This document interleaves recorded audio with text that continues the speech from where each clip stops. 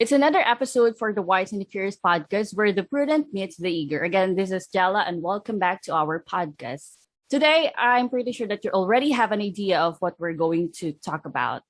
And yes, you're right, agriculture and environment. Because our guest for today is an agricultural and biosystems engineer. He's a good friend of mine, a former schoolmate, and I'm really excited to really hear his thoughts. Let's all welcome Razaele Labiste.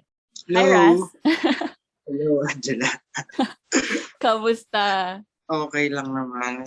Thanks, Russell, for accepting my invitation. I know you really have a lot of things to do. You really have a lot on your plate. But yeah, thank you for accepting the invitation to be my podcast guest. Siyempre naman. You're welcome. So, kamusta ka naman? Kamusta? Before we start our topic, I want to know, how are you doing? Ito, okay lang. I'm currently doing my master's degree. Actually, lateral siya. So, currently, nasa diploma course muna ako na Urban and Regional Planning. Then, ang track ko is Environment and Natural Resources Planning. Yun, employed ako ngayon sa local government unit as Municipal Environment and Natural Resources Officer. Pero yun nga, ang sabi ni Angela kanina, ang matapos ko is Agricultural and Biosystems Engineering. So yeah, basically okay naman. Medyo hectic lang din yung schedule because of work and academics. Paano ka napunta dun sa course na yun? Kasi nung high school tayo, actually, di ba, classmate na tayo nung high school. Parang never nating naging topic na mag-agriculture, mag-take ka ng course na related sa agriculture and biosystem. So parang, bakit? Paano nagkaroon ng ganun concept sa isip mo na gusto mo mag-take ng course na ganun? Actually, hindi talaga siya pumasok sa isip ko, honest to goodness.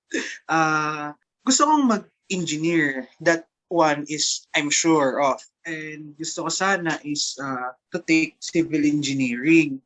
Unfortunately, nung nakapasa ako ng UP, hindi ko naabot yung requirement for the civil engineering program. So, ang nangyari sa akin noon is nag-wait ako kung anong program yung pwede kong pasukan. And yun nga, ang napunta sa akin is yung Agricultural and Biosystems Engineering. So during my first year nung college, ang nasa isip ko talaga is to shift to CE. Kaya lang, ayun, medyo hindi ganun kaganda yung mga naging grades ko. And later on, tinanggap ko kung ano yung napunta sa akin course and tinapos ko siya. No regrets naman kasi although nung una ayaw ko sa kanya, hindi ko siya feel. Pero nung mga nagme-major courses na ako, tapos nung nakikita ko na yung opportunity ng course, yun, pinustro ko siya until such time na nakagraduate and thanks God, nakapasa naman din agad ng board exam. So what was the reaction of your parents nung sabi mo kanina parang hindi ka pumasa sa quota for civil engineering? Naging okay lang ba to sa kanila or meron silang sinabi na parang you should shift to civil engineering once you get into UP or what? What was the scenario during that time? Ang pinaka naalala ko noon, syempre you know my mom din naman, no? She's very supportive of me. Very cool, parang tropa-tropa lang. So, nasabi ko sa kanya yon na hindi ko makukuha yung CE sa UP. Pero gusto kong ituloy yung pagpasok ng UP. Tapos tinanong niya ako, anong nakuha mong course? Yun, agricultural engineering. Same reaction siguro of everyone na hindi ganun ka kilala yung course. Sabi niya, anong gagawin mo dyan? Ito talaga yung na sa kanya. Anong gagawin mo dyan? Magtatanim. Actually, yun yung connotation din na parang agad na pumapasok sa isip ng mga tao. Lalo na yung wala talagang background kung anong ginagawa talaga at kung anong kahalagahan ng agriculture na ang laging sinasabi nila is, anong gagawin mo dyan? Magtatanim ka. Ganon. So, di ba? Tayo, nagets ko din yung point mo eh. Nung high school tayo, parang kung ano yung kilala Actually, yun yung di balak ba? ng polo. Oo. Di ba? Ganun totoo yan eh. Kung ano yung kilala, kung ano yung common na kesyo malaki daw ang sweldo, pagtapos mo may trabaho ka agad. Parang yun na, pero hindi din naiisip ng iba na there's something more sa mga profession natin dito sa Pilipinas na siguro kulang lang sa intensive campaign kung ano yung importance at kung ano yung ginagawa ng agricultural courses in general na siguro pag na-realize ng mga tao, I think madaming mag-venture talaga doon sa ano na yun, doon sa kurso na yun. Pero going back doon sa questions mo, hindi naman ako piniit ni Mami or wala naman siyang uh, anything na negative na sinabi. As always, support lang siya. Actually, yung word na piniit pala, Razel, just a trivia. Nung college kasi ako, I was always telling my friends na piniit, piniit. And they were like curious, ano yung piniit? I think sa Tanay lang yung word na yon. Commercial lang, medyo singit lang natin. But para sa benefit ng mga nakikinig, piniit is some sort of parang stop or tama ba? Ganun yung concept nun, di ba? Piniit, Oo, oo, oo. pinigilan, yan. Ganun. Yung minsan, yung magsasabi ka ng hane, tapos yung urong, kasi hindi na nila alam. Actually, when I was in So, first year ngayon yung, college, ganon yung struggle ko kasi oo, 'di ba I'm originally from Tanay and then I moved to Cavite when I was in college. So yung nung mga first few months ko, pinipigil ko yung sarili ko because I was always telling hane, baga. But going back to our topic, I think I cannot blame your mom dun sa reaction niya. Kasi sabi ko nga sa'yo, yun din yung reaction ko the first time that I heard about your course. That parang, pero hindi ko pa siya narinig before. I'm really curious, parang ano kaya yung ginagawa niya. So I think yun din yung nangyari sa mom mo nung time na yon. But for yourself, di ba parang nasabi mo kanina na parang at first hindi mo siya gusto. Paano mo nasabi na hindi mo siya gusto at first? And then what was the turning point na na-realize mo na, I'm enjoying the course and I'm really seeing the benefits of it? ayun, going back, first year college, syempre ang mga subjects pa lang that time is more on mathematics, biology, yung mga sciences, chemistry. So, hirap na ako agad. Struggle is real. Oo. Alam mo naman, yung background natin ng high school. Tulog-tulog lang. Gano'n.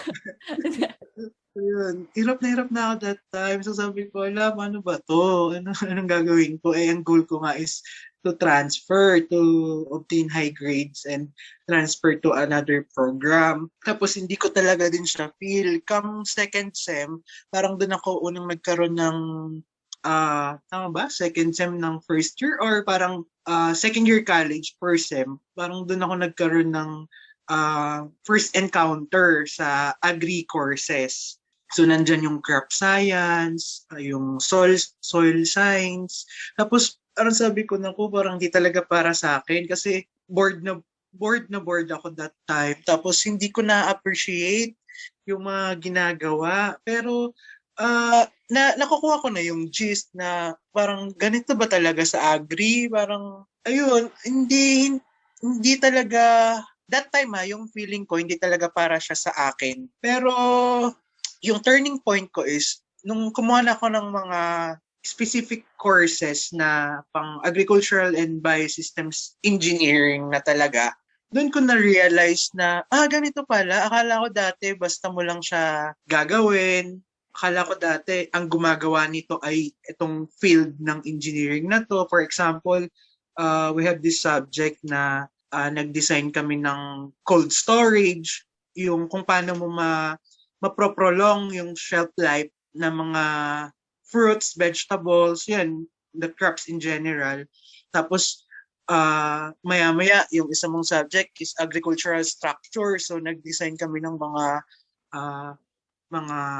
farm structures, yung ganun. Tapos, meron pang isa na meron kaming machinery courses, farm machinery, na kung saan inaaral namin paano magiging efficient yung paggamit ng mga makinarya na pang agrikultura, kung saan matutulungan natin yung mga farmers na hindi na manual labor yung gawin kasi 'di ba yun yung parang nakasanayan sa Pilipinas na hihilahin mo si kalabaw, yung mga Mm. implement para matil yung soil, maayos yung land prep.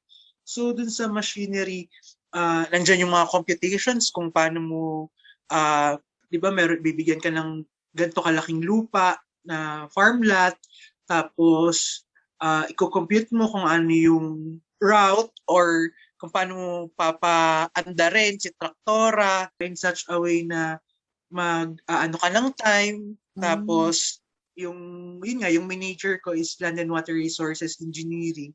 Doon naman na paano mo mako-conserve si soil and si water, kung saan ka kukuha ng mga water sources.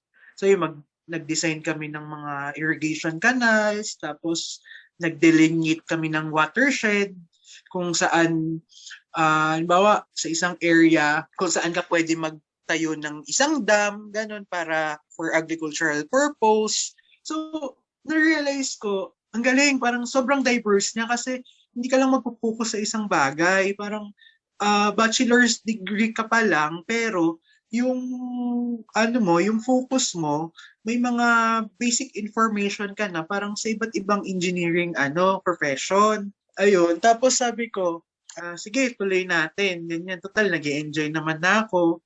And yun, dahil din dun sa course na tinake ko, nagkaroon ako ng opportunity with three of my batchmates, schoolmates na makapunta ng Japan para mag-conduct ng Wow. undergraduate practicum. So sabi ko, ayun, parang kumbaga siguro you may call that destiny. Siguro yun, parang para din makatulong na-realize ko na there's something more the agricultural sector can do. Parang although talamak na din yung land conversion ng agricultural lands into commercial, tapos yung mga age ng farmers natin ay average age ng farmers natin ay nasa around 53 to 54 years old. So it's too old na. So paano tayo kapag wala nang pinili na magsaka, wala nang pumili na mag-venture into agriculture, paano na yung food security natin sa future, di ba? So Mm. yun basically yung naging turning point nung pagtutuloy ko ng course. Was there a certain instructor or professor na parang mas naka-influence sa'yo na ituloy mo to kasi maganda tong course na to and it will really benefit you in the future? Regarding to that, yes. Siguro una, yung mga batchmate ko sa UP is one of the biggest factor bakit ko natuloy yung course. Ayun, shout out na lang sa aking mga brothers and Wow. sisters sa UP Society of Agricultural Engineering Students. Hi Yun yung guys. academic organization ko nung college. Sumali ako nung second year ako. So sila talaga yung nag-push na magstick ako dun sa course kasi doon ko nakilala yung mga upper class na orgmates ko, mga brads and sis ko na kumbaga nagkaroon kami ng common denominator na ay oo nung first year din ako ganto ganyan ayaw Mm. hindi ko din kumbaga same story nung binanggit ko kanina. Then sinabi nila ituloy mo yung course kasi ganito. And even the alumni, syempre pag may mga gathering, nakikita mo talaga na yung successful sila dun sa field na sinasabi nila na kailangan yung profession. Tapos yun, nagkaroon din ng yung sa mga batas na kailangan talagang ma-modernize. Tapos yung practice of agricultural engineering profession. And I'm very happy, no? Parang, I think it's 2013 or 2012 na nagkaroon ng DILG memorandum na at least sa isang municipality, dapat mag-employ tayo ng agricultural and biosystems engineer. So siguro, although ilang years na yon nung naibaba siya ng DILG, tas ilang years na din yung batas, parang it's a good start na talagang maengganyo yung mga kabataan na try to consider this profession. Yeah. Kasi nandiyan naman yung support ni government. Actually, ang ganda ng programa ng Department of Agriculture ngayon, specifically to encourage the youth to take agricultural courses. Thanks to your organization, because kung wala sila, I think hindi buo or solid yung pagmamahal mo dun sa course na meron ka. Kasi I'm pretty sure that they played a huge factor para ituloy mo at mahalin yung course na yon. Di ba you've mentioned na yung first job mo is not really specifically about agriculture and biosystems. Pwede mo ba kaming kwentuhan what was your first job and how it's like? Ayun, ang first job ko is sa isang private construction and landscaping company. Tumagal lang ako doon ng 5 months. Ang ginagawa ko doon is to supervise yung pag-i-install ng mga irrigations sa ang ginagawa kasi namin noon saktong malapit ng undas. Ang ginagawa ng company is nagde-develop sila ng mga memorial parks, yung mga high-end na memorial parks. Tapos, ang trabaho ko noon is, yun, isusupervise yung line, yung paglilinya ng sprinklers para, syempre, di ba, sa mga high-end memorial parks, alaga yung mga damo doon. Hindi siya basta damo lang. Yun, nililinya yung irrigation, yung para sa sprinklers. And then, yun, basically, yun yung ginawa ko that time. Pero, hindi ako tumagal din kasi, parang syempre, kagagraduate mo lang siguro, you will get my point na eager ka pa to learn and to improve your knowledge. Kaya ang nangyari sa akin that time, parang nilagay ako sa isang site, bahala ka dyan, tignan mo ito yung plano, tignan mo kung tama yung ginagawa. So, yun. Dun sa job mo ngayon sa local government, pwede mo ba kami bigyan ng idea ano yung ginagawa mo specifically and how it's impacting agriculture and environment? May nag-message sa akin na tinatanong, how are you? Saan ka nag-work ngayon? So sabi ko, wala po, naghahanap pa. Tapos in-encourage niya ako, try mo, magpasa ka ng resume mo dito sa munisipyo. And then yun ginawa ko. I'm not expecting na matatanggap din kasi alam mo naman yung process din sa government, no? Pero after less than 3 weeks, I think, tinawagan na ako na I can proceed na dun sa paggagawa nung pagpa-process ng application. So ang item ko noon, actually hanggang ngayon, ang nakuha kong position is agricultural technologist. So si agricultural technologies ay under sa municipal agriculture office.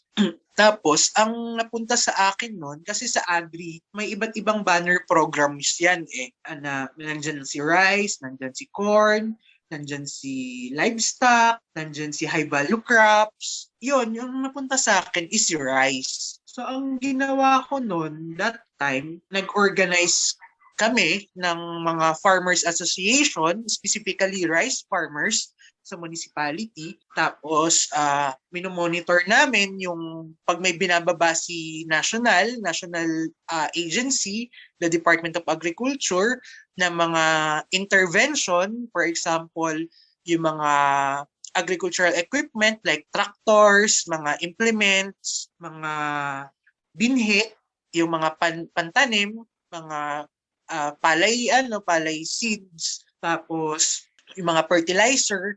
So, yun, kami yung nagpa-facilitate ng distribution noon sa mga farmers. And then, kami din yung pag naitanim na nila, kami din yung nagmo-monitor kung ilan yung kanilang na-harvest. Tapos, halimbawa, nagkaroon ng calamity, may mga damage, kami din yung nagre-report, kami yung nag-a-assess kung gaano kalaki yung damage na nangyari. Tapos, meron din kami mga ginagawa na information na education campaign kung ano ba ang programa, particularly sa teknolohiya ng Department of Agriculture para ma-modernize yung rice farming in the Philippines in general.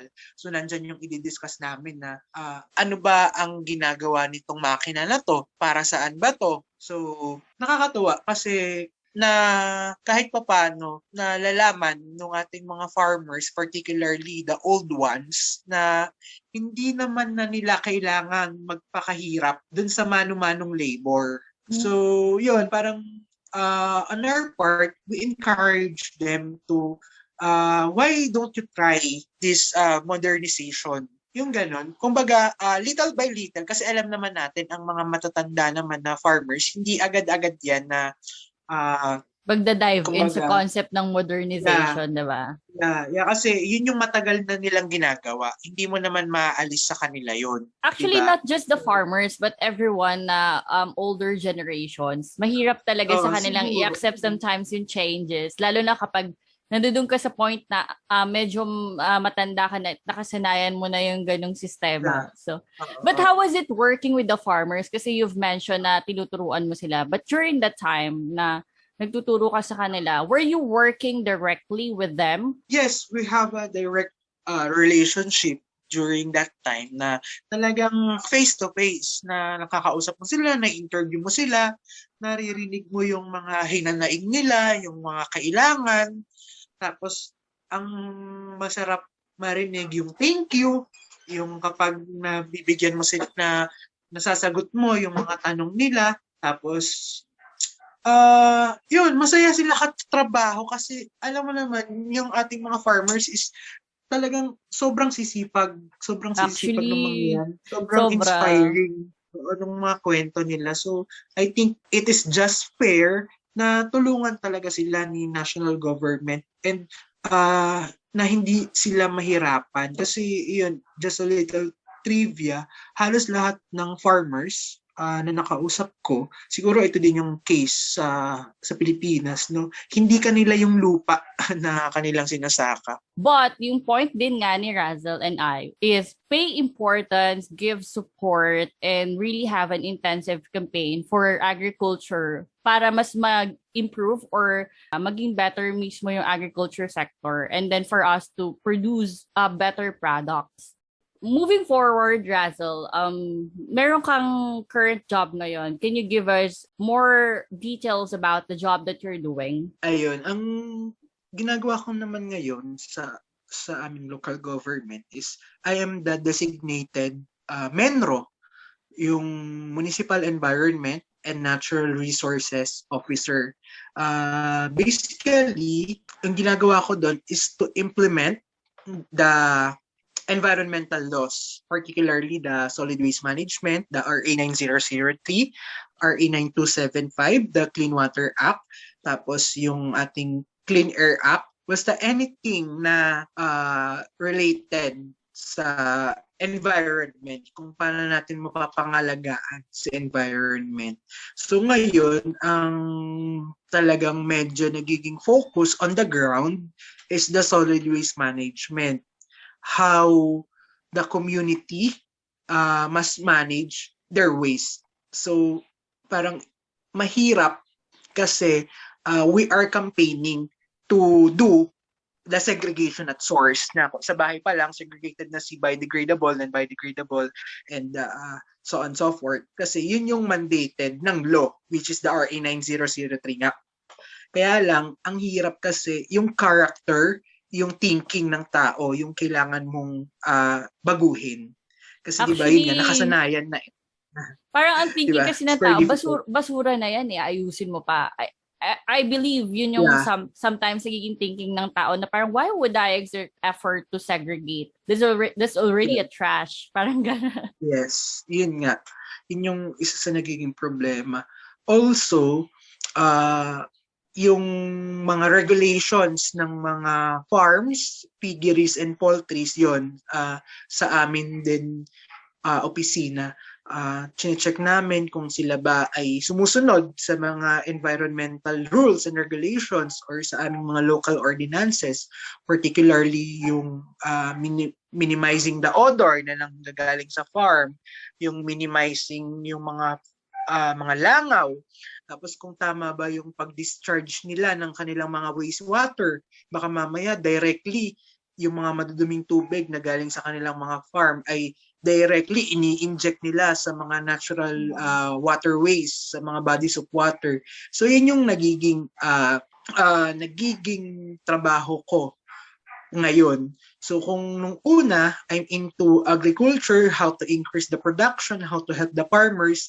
Ngayon naman, although related pa din siya, ngayon naman, ang focus ko naman is how we can live in a sustainable way na hindi naman napapabayaan yung further degradation ng ating environment. Kasi syempre, kapag nag-inject ka na nag-inject ng pollutants sa ating environment, ano pa yung aasahan mo para ma-harvest? Kasi kung halimbawa madumi na yung tubig na pag nagkukuhanan mo dati, ano nang gagawin natin? Ano nang, Mamamatay diba? yung mga halaman. I have another question regarding dun sa waste segregation. Kasi I know everyone is aware na yung mask kasi na ginagamit natin mostly is disposable. So napag-discussan nyo na ba to or meron na bang natakal nyo na ba on how you can better dispose mask? Actually, yung sa mask, I think it's a common problem ng lahat ng mga environmental, particularly the Department of Environment and Natural Resources, the Actually. Solid Waste Management Bureau. Mask is the biggest waste contributor ngayong pandemya. And mask is not just an ordinary waste. Kasi before, nung walang pandemic, ginagamit siya, di ba, sa hospital, and it is considered as hazardous. So ngayon, the mask we are using is not just an ordinary solid waste. It is not just an ordinary non-biodegradable waste. It is further categorized as hazardous. So may special treatment dapat talaga bago mo siya i-dispose. You need also to disinfect it and dispose it properly. Pero sadly, hindi din siya nagagawa. Kasi nga 'di ba, yung mahihirapan na nga ang mga tao to do the segregation at source. Kasi yung dahilan ng iba, nag-segregate kami sa bahay pero pag wala namang specific collection day kung ano yung ilalabas namin na basura. Diba, wala namang sinabi na on Monday ilabas mo si biodegradable, on Tuesday ilabas mo si non-biodegradable. Parang yun yung hinaing ng household in general dito sa bansa. Although meron naman, may mga municipality naman na talagang nai-implement si segregation at source. I will be frank na dito sa amin, hindi pa siya ganun na-implement. So, we are working on that. Hindi naman namin siya pinapabayaan with the coordination of every barangays.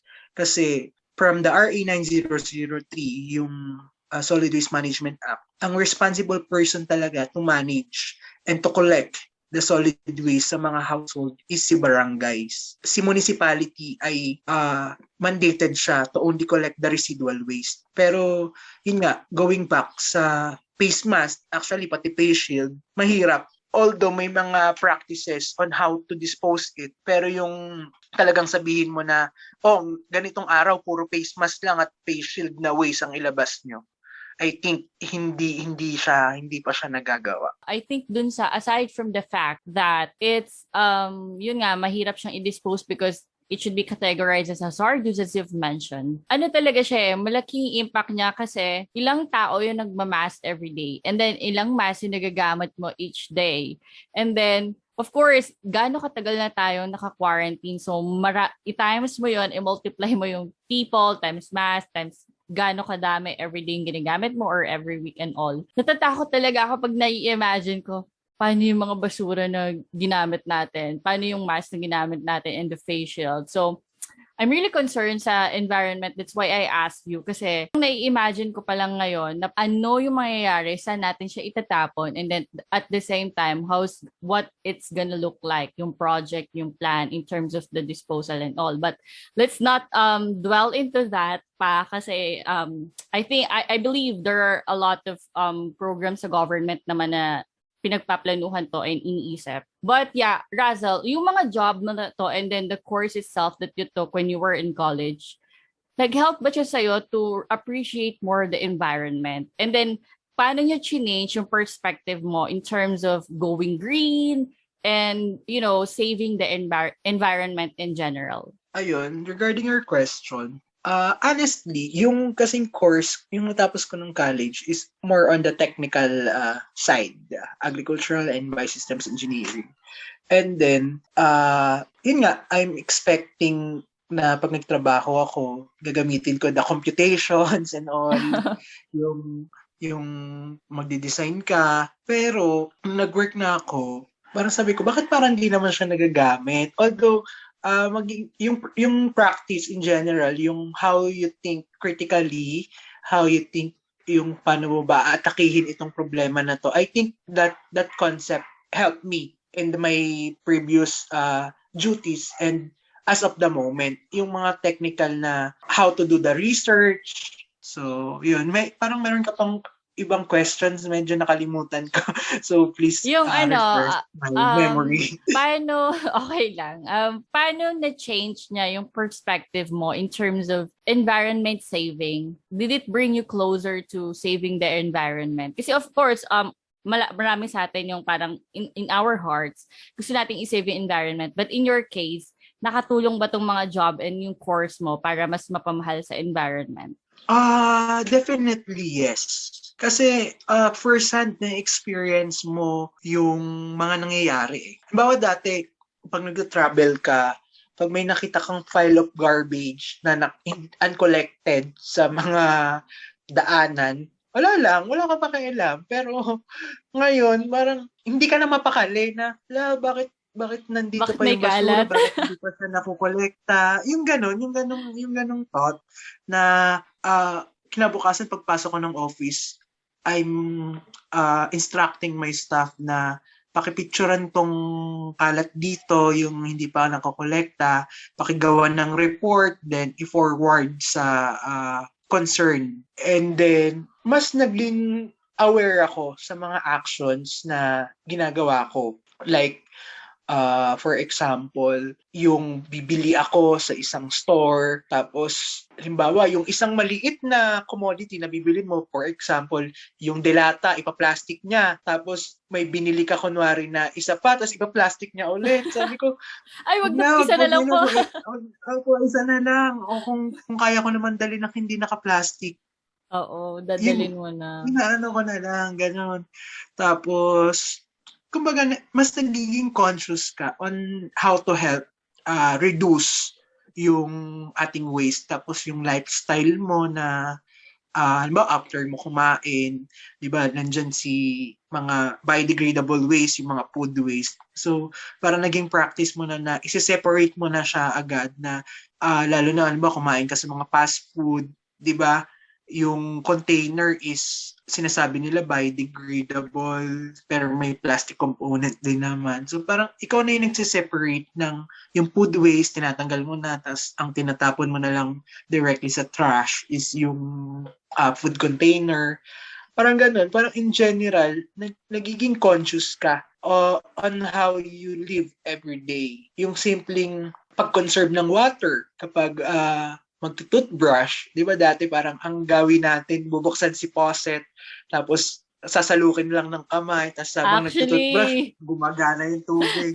yung gano'n, yung mga simpleng conservation and contribution na kahit maliit na bagay ay it goes a long mas naging way. conscious ka. Oo, yun. But in terms of agriculture, mas pinahalagahan mo na ba ngayon yung mga crafts, yung mga products na ginagawa ng mga farmers natin? Ano yung nagbago naman sa perspective mo in terms of agriculture? Ayun, in terms of agriculture, yung pinaka-close sa heart natin is the rice, di ba? Kasi yun yung Ah, araw-araw na parang hindi kumpleto yung araw mo pag hindi ka kumain ng kanin. typical Filipino.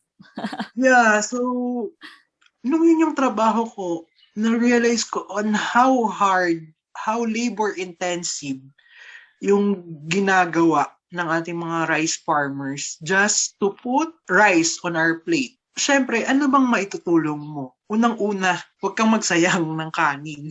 Kung huwag kang kumuha ng di mo kayang ubusin. Diba? And ang hindi ko malilimutan, I know you will also remember this, during our retreat sa Oh my Baguio, nung God, yun ating na yung fourth year, naisip ko, Russell, nung di tatanungin ba? ko siya sa'yo. Yung bago tayo kumain that time, nag-compute muna si brother na ganito, ganyan. So, pagkain nyo, dapat wala akong makikitang butel ng kanin dyan after. Kasi kung meron man, isa sa grupo nyo, di ba per round table tayo nun? Oo. Kung meron man, isa sa grupo nyo na may nakasingit na butel ng kanin dyan, kayo yung magdidikpit ng pinagkainan. Di ba? That Actually, time, oo. Actually, para lang, nakakatawa siya oo. that time. Pero ngayon, nung nag-agriculture course ako, na-realize ko on how the process work. Sabi ko, oo nga no, 'di ba? Actually, nagdala ko siya, Ras, hanggang ngayon. Pero Oo, it's a good thing, tama. no, na na-practice. But yeah, going back to you, ano pa yung naging realizations mo about agriculture because of the job that you had? Bukod doon, yun nga, yung importance na mapalitan ng younger generation yung mga farmers. Kasi ang connotation ngayon dito sa atin, kapag into farming ka, mahirap. Wala kang kikitain, hindi ka yayaman. Pero I think it's not true kasi may mga tao talaga nagbe-venture into agriculture na yun talaga yung kinakayaman nila. Based on my personal experiences, no, tsaka din sa mga stories na naririnig ko, ang daming mga tao na although ang profession nila before ay ganito, they're trying or they tried to venture into agriculture at talagang yun yung nagpapayaman sa kanila. So, I realized na kung mabibigyan talaga ng intensive focus yung ating mga youth ngayon na kung ano yung kahalagahan ng agrikultura, talagang malaki yung maitutulong lalo na sa future kasi ang tawag na nga ngayon is sustainable farming din, di ba? Tapos yung nandyan na i-introduce si hydroponics, si aquaponics na magpa-farm ka without using soil, yun. So, na nagkakaroon ng mga panibagong technologies talaga na I think na-align sa modernization. And yes, you're Yun yung right. Ang ano. connotation kasi talaga pag farming, parang last resort mo na to as a person, 'di ba? Parang yun yung pangit man siyang pakinggan, pero the reality is yun talaga yung connotation niya. Especially for I think for younger generations. But yeah, you're right na parang it's really about time to invest in intensive campaign and focus para mas mapalaganap yung knowledge in terms of agriculture and all. Okay, just to close the session, meron ka bang specific advice or anything na masasabi sa mga listeners natin for them to appreciate more agriculture and to start going green or doing things na masasabi nila na it really making you go green? Ano ba? Yung una sa agriculture, siguro ang pinaka masasabi ko ay give agriculture a chance. Yung sa environment, isa lang yung mundo nating ginagalawan, 'di ba? And kung ipa-further degrade natin siya, baka kapag ginantihan na niya tayo, pare-pares tayong mawalan, 'di ba? Tama, Yun. 100%. It's a collective effort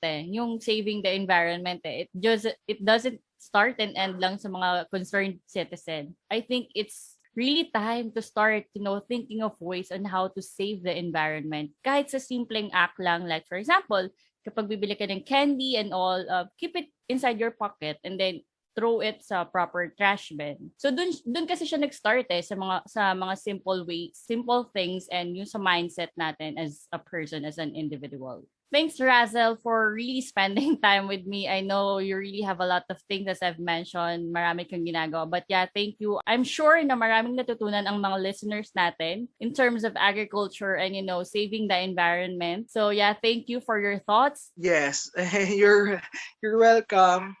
Thank you din sa pag-invite. So, thanks guys for listening to another episode of The Wise and the Curious. If you want to know more about the podcast, please type in The Wise and the Curious in Spotify, Facebook, Instagram, YouTube, and Anchor. Thank you and have a great day, everyone.